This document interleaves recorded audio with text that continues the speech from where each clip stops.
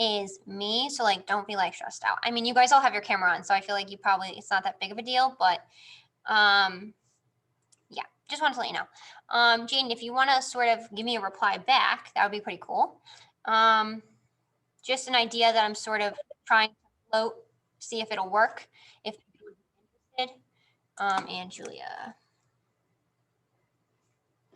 If someone would like to shoot a text message to Fizza and Meryl, if you have their number, or Reese, I'm going to get started in a minute, and I would rather sort of give them the opportunity.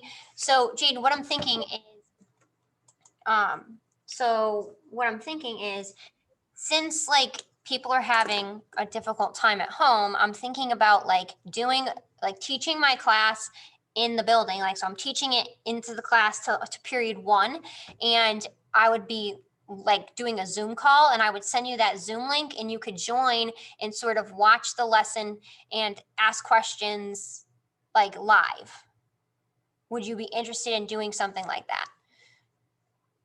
And I'm really only asking 2 friends because the rest of you guys are in class. I'm asking just my CDL kids in case, like, because I think I'm going to try to start that next week. And okay, so I'll know that you want to do it, and I will sort of reach out if I think it's going to happen, but I just need to ask like 1 or 2 people. So I'll give you more information on that, Kaden and Jaden, probably on Thursday, Friday. And so what I'm going to do today, what we're going to be doing is we're going to be finishing up our slides from yesterday in class. So if let me share my screen, I'm going to hit share.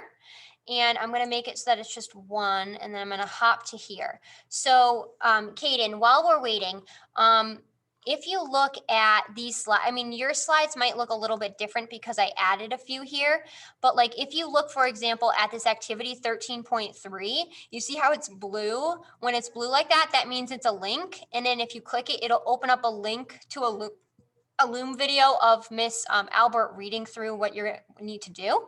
And each one of the sections usually has a video attached to it and like a description of like what you need to do.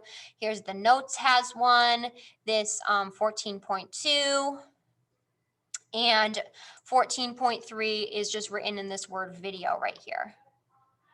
And yeah, there's that. So those are the videos that we have, but I'm going to try to do that sort of live stream thing next week so that those videos aren't necessarily 100% necessary. So let's take a look at, the numbering on mine is going to be a little bit different. So if we look at, so we're after the without outliers, and it says B.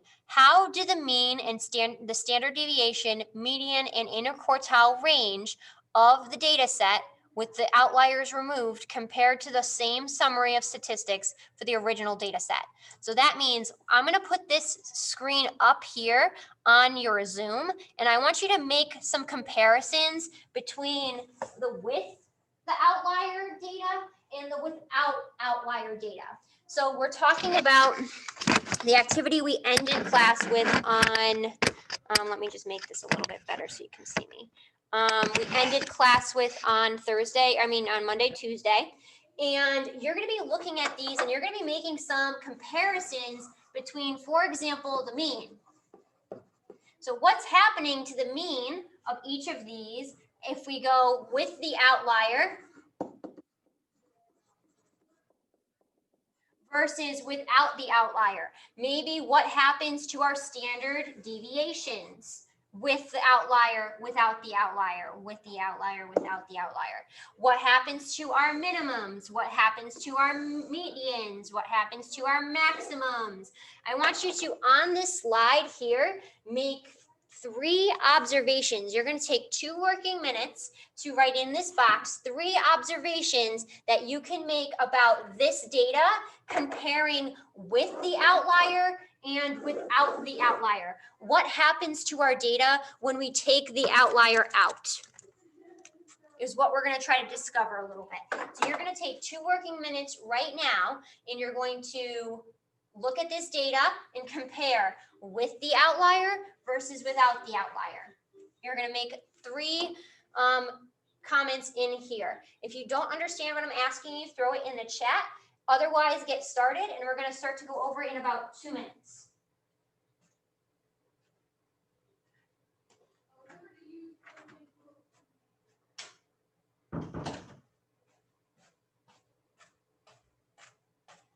Okay, let me check the chat just to make sure, because I had to step away for a moment. Okay, good.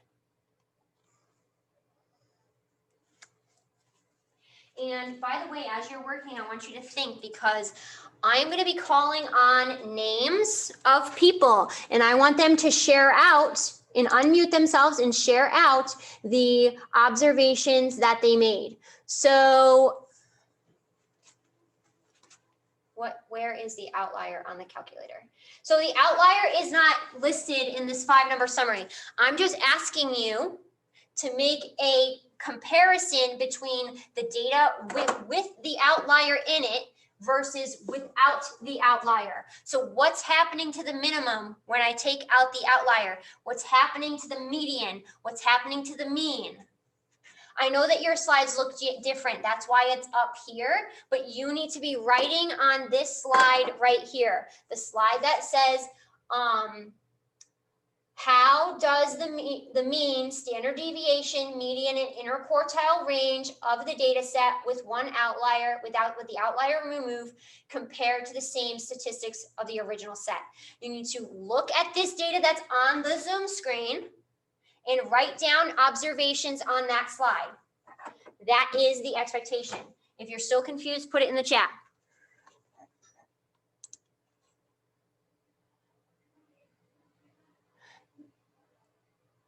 Okay, so Jessica, I just want you to try your best. I'm recording this, so you'll be able to look back at it later. So I'm recording this right now, Jess. So just take a look at the video after I post it. Is everybody clear now? Brianna, are you clear of what you have to do?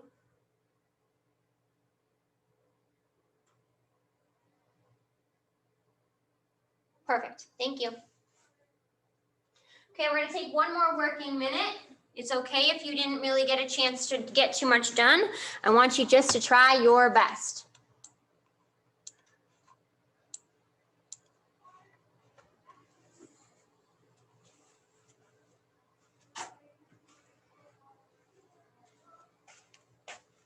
Okay.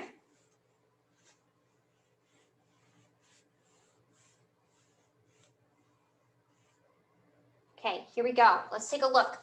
So if I switch my slides and I start to look at some observations that people made, I'm going to call on some names. If I call your name, I want you to unmute yourself and tell me an observation you made. Okay, Brady, what's an observation that you made?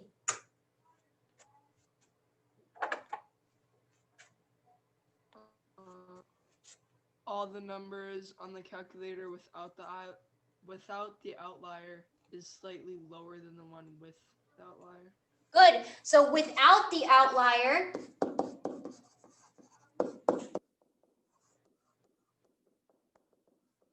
our data, our calculations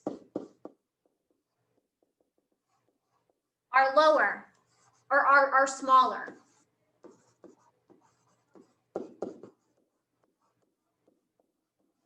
Tell me some specific things now. Aiden, what's a specific one that you said? Aiden, sorry. With the first quartile decreases with the outlier. With the outlier, the first quartile decreases. Okay, wonderful. Let's see. Can I have Haley? Without. Oh, without the outlier. Oh, that was Kaden too. Without. Okay. And lastly, can I have Haley? Can you unmute and can you tell me one more observation that you made? The mean decreases. The mean decreases. Be specific. When? When there's no outlier. When there's no outlier. Very good.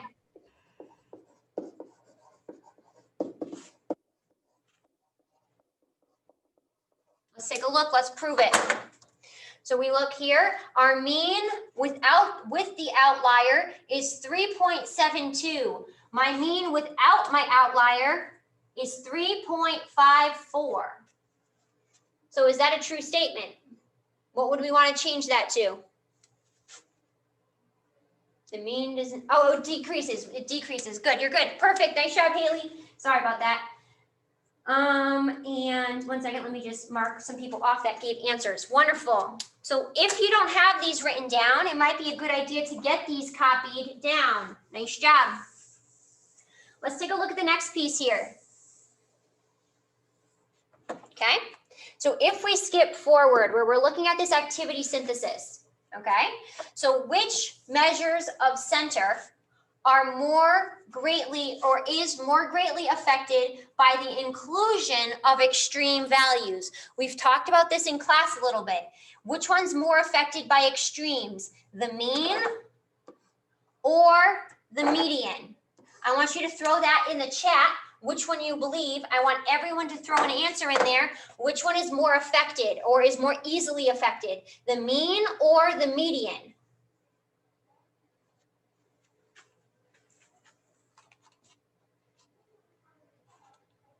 I want everybody to put some things in the chat. Let's see. Okay, I have a lot of people saying mean. Nice job. I have a couple people saying median. One of my friends that said mean. Eric, can you unmute Eric and can you tell me why you said mean is more greatly affected? The mean is more greatly affected because if we see, like, if you decided to add or take away a value to a data set, usually the median would stay the same and the mean would change. Very good. Because remember, when we're talking about the mean, we're talking about the average. And the average is really, really easily swayed either way, up or down, by extreme values. Or they don't even really need to be extreme values. If you add, for example, if you have a data set that goes 1 to 20, and you add a data point that's 21, it's still going to sway that mean up towards that 21. Okay, so very nice job there, Eric. Very good way of putting it, because that mean is very easily affected. That average is very easily affected by a change in our values. Awesome job. So then if we're looking at the second piece, which measure of variability is more greatly affected by the inclusion of extremes? The standard deviation or the interquartile range? Remember with which each one of these is associated. Standard deviation is associated with mean. Interquartile range is associated with median. So in the chat, I want you to put in there which one is more easily affected by extreme values. Think logic here. Awesome. Fizz is saying standard deviation. So is Jason. So is Haley. So is Landon. So is Claire. So is Aiden. Nice job. So is Brady. Awesome. So then can I have one person unmute? Let's see who I'm going to have unmute here. Julia, can you unmute and tell me why you thought standard deviation? I thought standard deviation because when we did the variability, it told us the difference, or I'm not really sure, but it went with the variability and the number changing. Very good. And the reason that we're saying that it's going to be standard deviation is because if we remember, standard deviation goes hand in hand and is calculated using the mean. So if we're saying that the mean is more easily affected, then because of that, chain reaction, the standard deviation is going to be more easily affected as well. If we had said the median is more easily affected, then I would say interquartile range. But because we're talking about the mean and how it's so easily swayed, the standard deviation is also going to be very easily swayed. Awesome. Make sure that you have all of this written in here. Please make sure that you're getting this in because today's lesson is actually very important. The next piece of it is going to be very important. So let's take a look at the next slide here. 14.3. We're talking about the origin of outliers. Okay, so we're really going to now look at why are these outliers occurring in our data set. So this data set right here is the number of property crimes, such as theft, reported is collected from 50 colleges in California. So all of this is like a summary of data from 50 colleges of how many thefts they had on campus. Here is our data set here. Our data set is here. Sorry, sometimes I forget that you can't see me moving my hand. And our data statistics are here. Okay, so we're going to use this data and these statistics to answer the questions on the next slide. So if we look at my slides here, I put a slide in between this one and the next one. Where I want you to be right now is I want you to be on slide number 27. Or not number 27. The next one that's talking about, are any of the values outliers? Explain or show your reasoning. So if we think back to class yesterday, I put this guy on the board. I had this little graphic on the board where I was talking about outliers and how to calculate those ranges where our outliers fall outside of. So when we talked about outliers yesterday, we had our interquartile range box here, okay?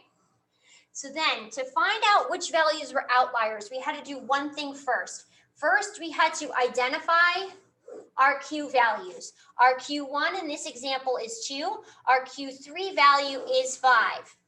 That's step number 1 to find out which values are outliers. Then I had to calculate my interquartile range, Q3 minus Q1. Then we had to multiply that number that we received for our interquartile range, multiply that by 1.5 to get this sort of magical number. Then we had to do two things with that number. We had to add it to our Q3 value, and then we had to subtract it from our Q1 value. Let's take a look at this data set, and let's do this now. So on this slide, let me just erase all this. Sorry, guys. Okay, so we need to figure out if any of these values are outliers. So our first step, if we remember back, is we need to find our let me actually type this, our Q1 value and our Q3 value. In the chat, can someone tell me, looking at this statistic box over here, what's my Q1, what's my Q3? Throw it in the chat for me.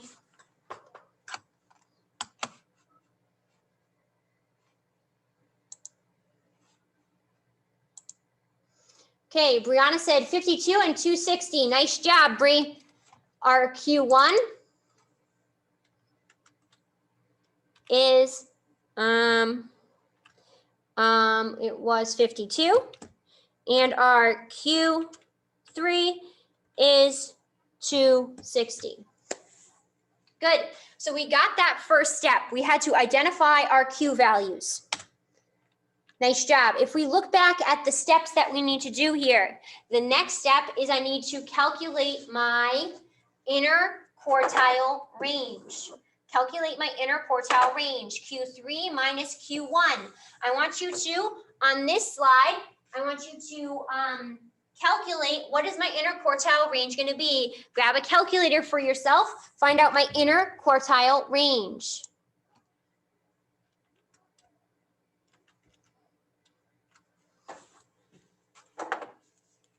To 60 minus 52.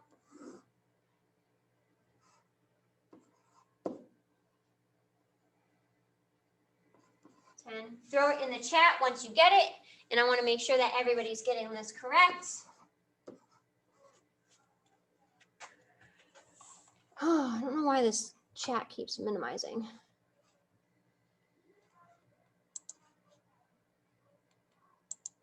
Okay, I got a lot of people saying 208. Brianna, don't put that question mark. You got it right. Nice job.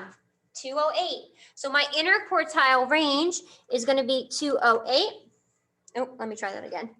So I was typing on the board. 208.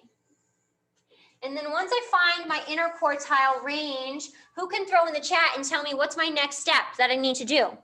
Now I need to take my inner quartile range and what do I need to do to it?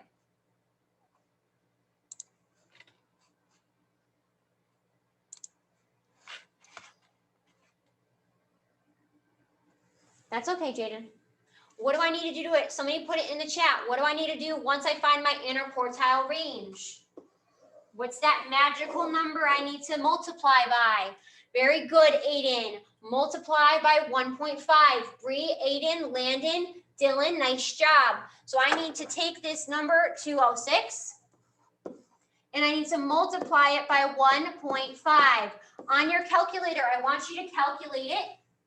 And I want you to put it in the chat. What's the number that you get here? When you multiply 206 by 1.5, what do you get? Oh, what 1.6. Sorry. Thank you for telling me that, guys. 206. Good.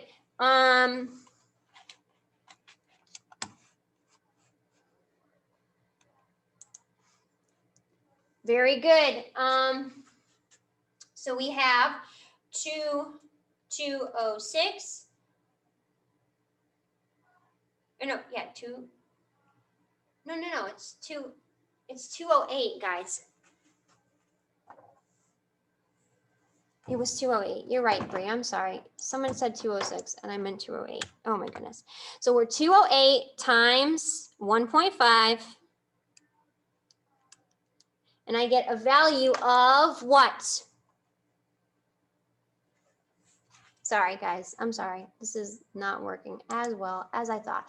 312. Nice job, guys. So I get the values I need to add now is 312.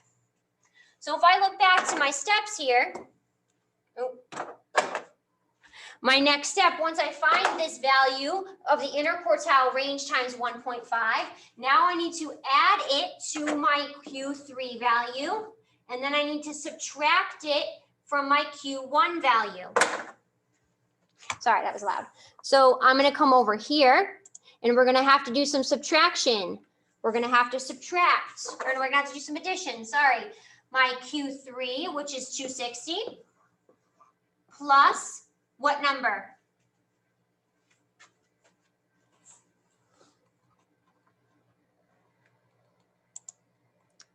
$312, very good. Plus 312. And I get 7 and 5. 572 is that upper value. That any number above this 572 is considered a what? Tell me in the chat. Any number above 572 is considered a what? Outlier. Exactly. Awesome job, guys. So now I need to check in my set of data and decide which one of these numbers falls above 572.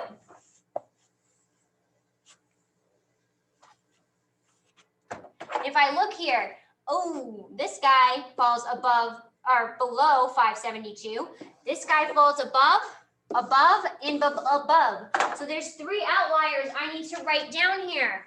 593, 699, and 768.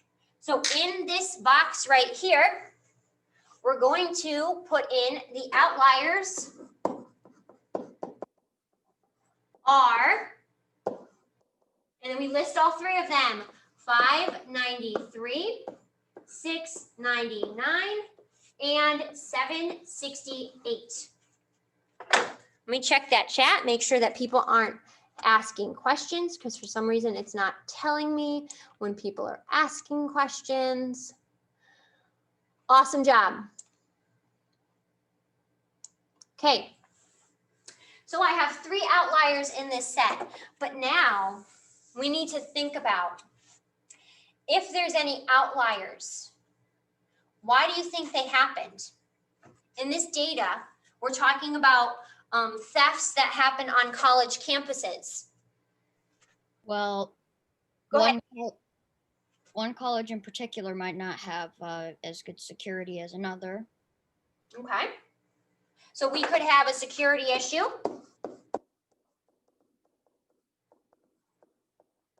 What else might be another reason that we would have a huge variety in our data like this, or some outliers? Where could they be located? So some could be like out in the country, right? Some could be like, you could be like at a vineyard school where you're learning how to make wine. Some could be rural, some could be right in downtown LA, right? Where there might be more location, right? Okay, so we have 3 data values that are outliers. Now the second piece asks us that we need to decide whether should they be included in our analysis of the data. Think back to when I was talking on Monday, Tuesday about when we might want to take out outliers. We don't really want to, there aren't going to be many times when we want to actually take, nice job, Brady. There's not many times when we're actually going to want to take an outlier out. So in the chat, what I want you to do is I want you to tell me, do you think we should keep these, or do you think we should take these data points out? I first want to see what you guys think. And then, so some people are saying keep it in. So one person saying keep it in, one person saying keep it out. Keep it in, keep it in, keep them. It's part of the data. Keep it in. Very good. A lot of people are saying keep it in. And let's think about why we might want to keep these data points in here. Remember, if we're thinking back to when we were talking in class on Monday, Tuesday, we said that the only real reason we would want to take data points out of a set would be if they were an error, right? And I used 2 examples heavily in class. I talked about, for example, if you were timing a race and you hit the end timer a little bit too late, that data point is inaccurate. So you would want to take that data point out. Another example would be like if you were, for example, testing the height of plants, right? And you didn't water one of your plants for a couple days and it didn't grow. You wouldn't want to use that data because it would probably be a really low outlier because it wasn't able to grow because you because you had an error in the way that you collected your data. This data set here, though, it doesn't seem like there would be an error that could have been made. We're just saying that because of the variety of the locations, we're going to have a variety of answers to this question of how many breakings of the law were happening on campus. So we're going to want to keep these because they're true data points. Just because we don't like the data, so we talked about in class, we talked about the cost of healthcare, right? And we were saying that America's data was considered an outlier because we pay so much for our healthcare, but we didn't want to take that data point out because it was a true data point. And just because we don't like it, or just because it skews our data, we can't get rid of it just because we don't like it or it doesn't skew, it skews our data. We have to keep it because it's a true representative piece of information. And in this story, those pieces are true representative pieces of information. Okay, so what we're going to do on the next slide, if we flip-flop one slide forward, now the next 3 slides, what we're going to be doing is looking at a situation and the data that was collected. There's going to be an outlier in each set of data. We're going to have to be detectives and think about, should we include that outlier or should we kick it out of our set? Okay, so the numbers, the thing that we're looking at here is a number cube has sides labeled 1 to 6. After rolling 15 times, Tyler recorded his data. 1, all of this data right down below. We have our outlier of 20. I want you to think, should we keep this outlier in our data set or no? So tell me yes or no. Oh, yes or no, and why? So would you keep this data point in here, this outlier, and then tell me why? You're taking 20 seconds right now to answer that question for me. And then we're gonna come back together. Once you answer it and write it in, I want you to tell me in the chat, would you keep it or would you get rid of it?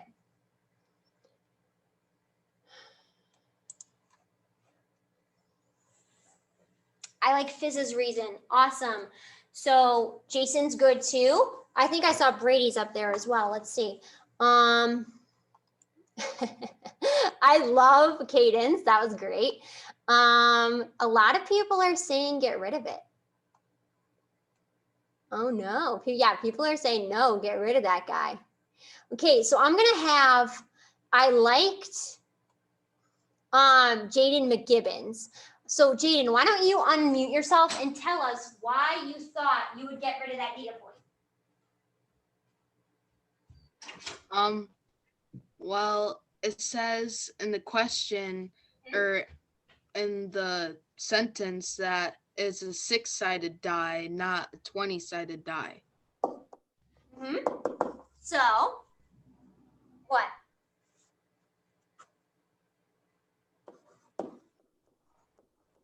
Because it's impossible to roll a 20.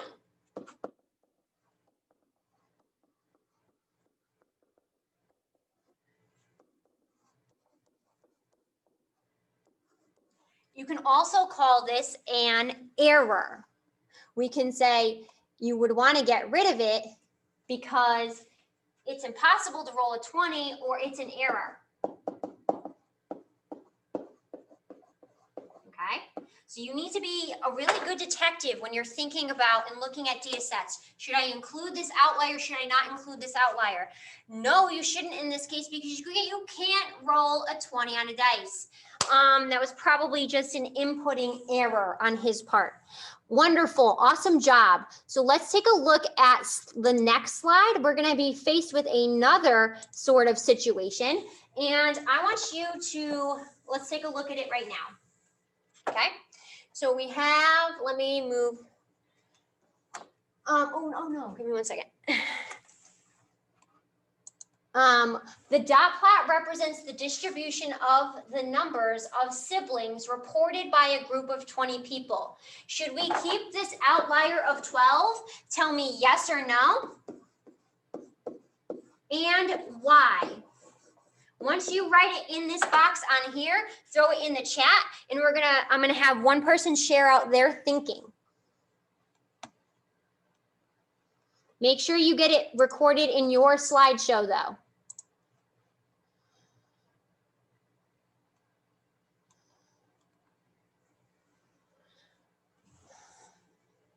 Okay, so Kaden, it's possible. So what would you do? Would you keep it? Would you get rid of it? Well, I'd keep it because it is physically possible Okay. to do that. You can have 12 children. However, why? Why would you want that? Yes. Why? Yes. Okay. So Aiden, yes, there are 20 dots in there, but the question is, would you keep this representation, this data point right here, given the story of it's the number of children that people have? So would this be an outlier you'd want to keep, Aiden, or is this an outlier you'd want to get rid of? Good. And Aiden really, and Kaden already gave us his reason. Did anybody have a different reason why they would keep it? I like Claire. Claire, can you unmute and can you read your reason out? I love yours. I said yes because even if it skews, it's still a true data point because it is the 20th person's answer and it's possible and it's true. Awesome. Yes, because it's a possible data point.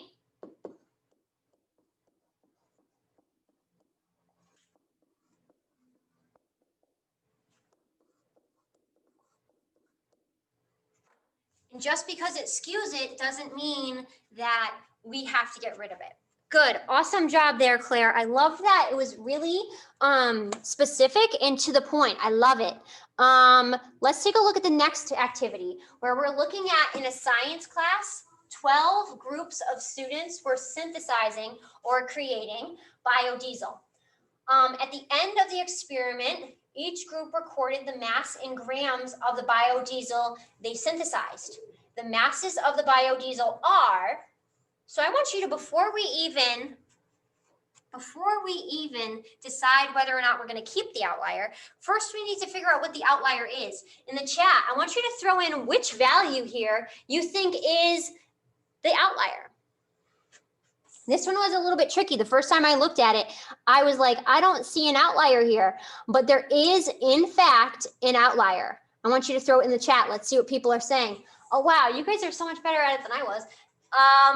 A lot of people are saying, yes, in fact. Oh, that's okay, Jaden. We're looking at an outlier of 0. Very good. So now this one's probably the most challenging. Would you keep this data point of 0 in here? Yes or no? And then I also want you to tell me why. So in the chat, I want you to tell me, would you keep it? Would you get rid of it? And then also, why would you keep it? Or get rid of it? I don't know.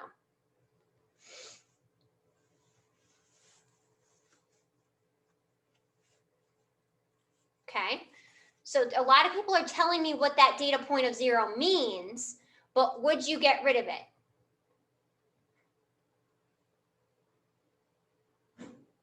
Kaden, let's try to stay focused, okay?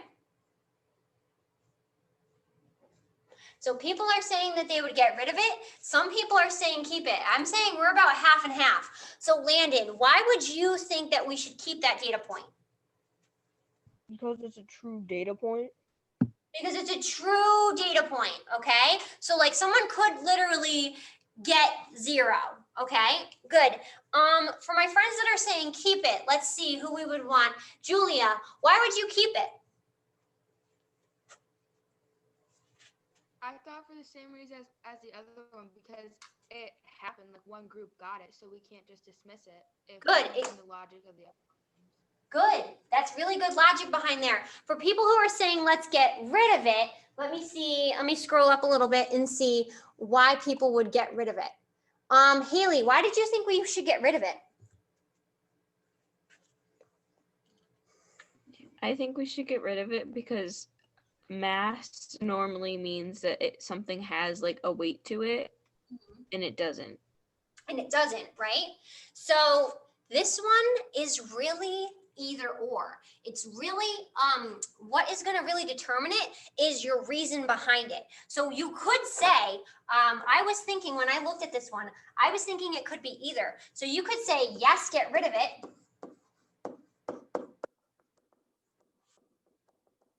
Because that's saying one group didn't do anything. So that's going to really affect our data, and it's not really representative of all of the rest of the data that we have, right? And there was probably an error that occurred there when they were doing it. So that could be the reason, because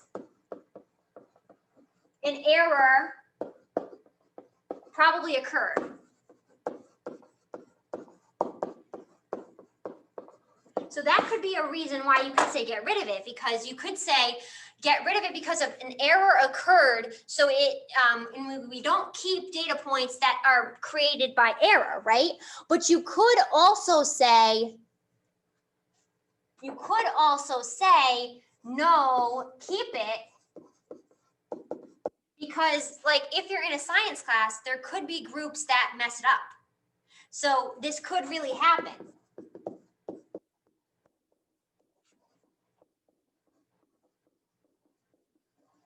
So here's the deal. Most of the time, we're going to want to keep data points in, because when you exclude data points, you want to make sure that it's really truly an error that caused it, and then you get rid of it. But given this story right here, I don't know if we have enough information to say get rid of it. Because yes, it could be an error that happened here, but we don't know based on the story. So if they had said the masses are, before they said the masses are, they said one group spilled their biodiesel on the ground before they were finished, then you could keep that. I would 100% say keep it. Oh, yes, go ahead, Kaden. Well, I mean, it could have been like one group also could have like just not done it.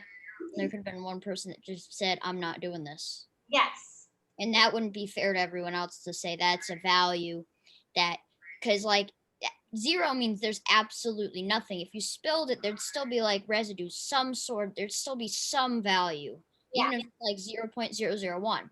Yeah. So this means that like there's nothing in it. So either it's an error or this person didn't do it. Either way, that's not a value that should be recorded. Okay.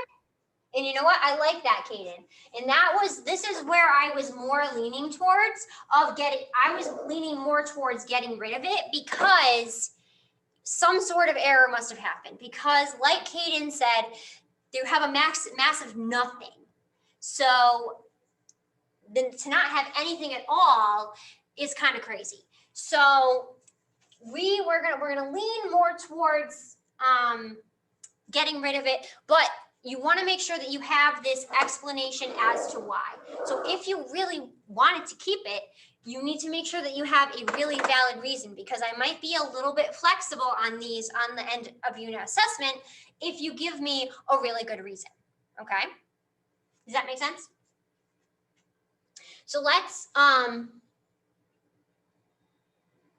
okay, Brady. So we can, I mean, if you put that in your explanation why, then you can, that would be your justification, and I would probably give you credit for that.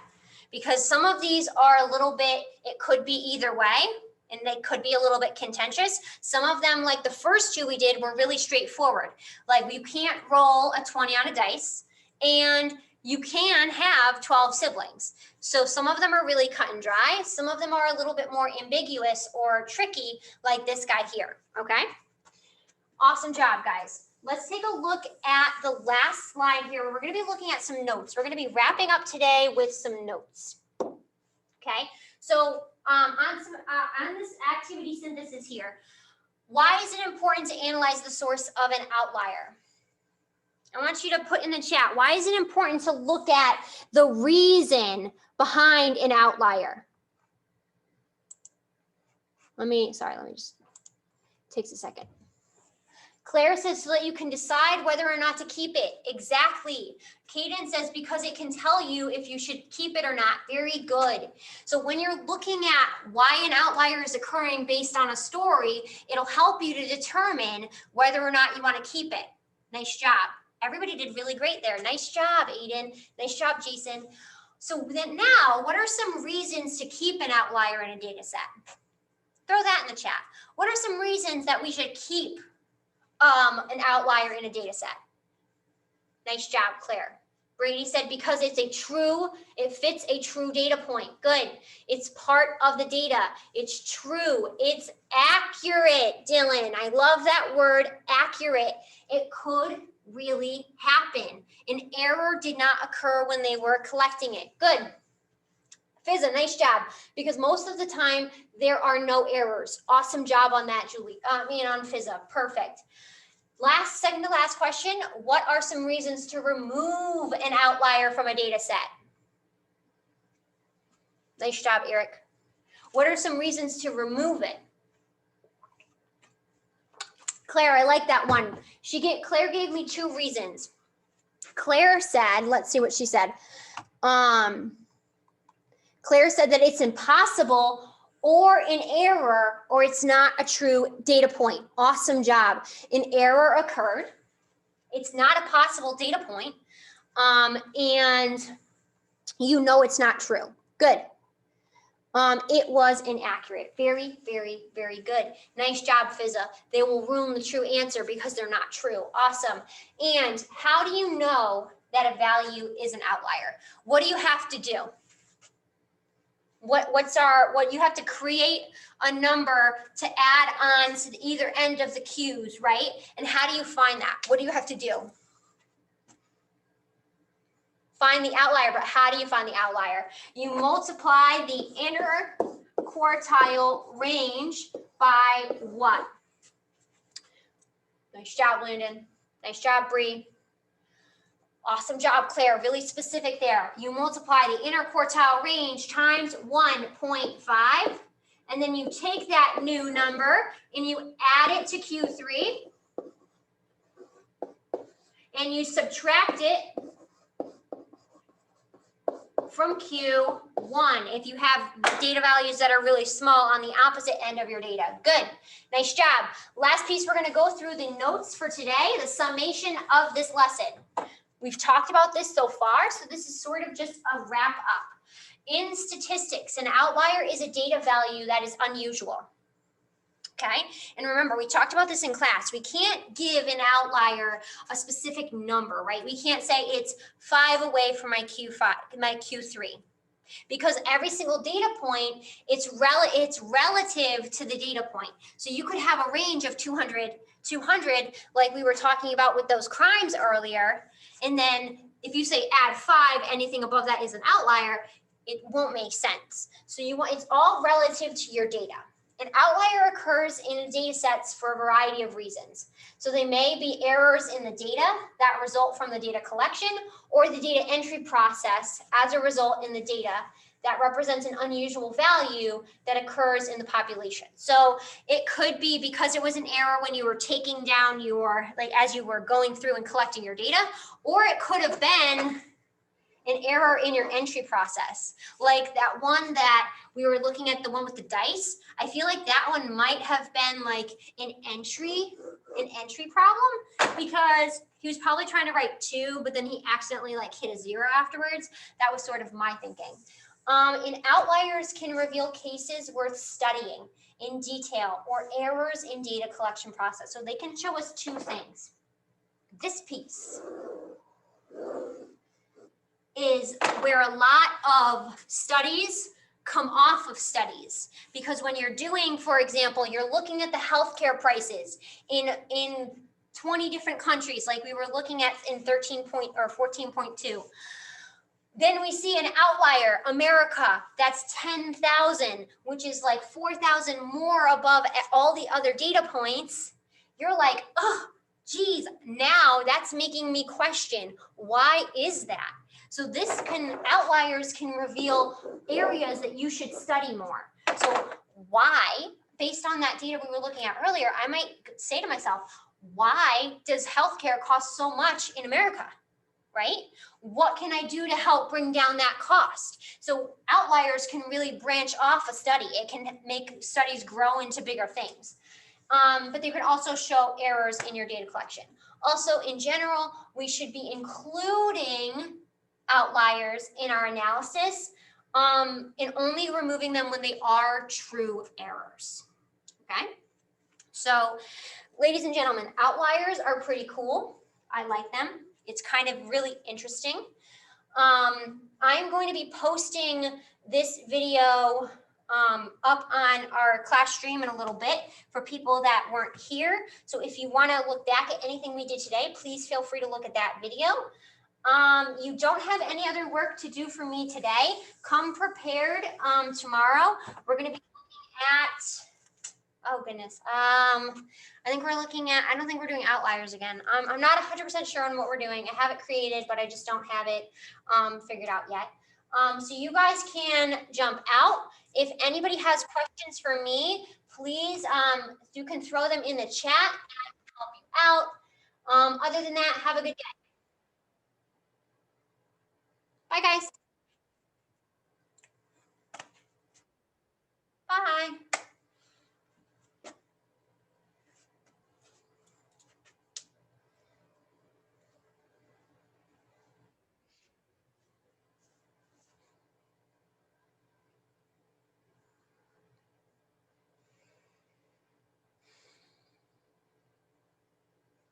Awesome. Okay, bye, guys. Have a good day.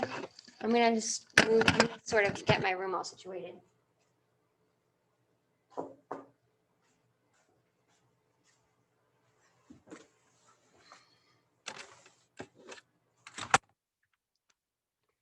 Caleb, or Bree, do you guys have any questions?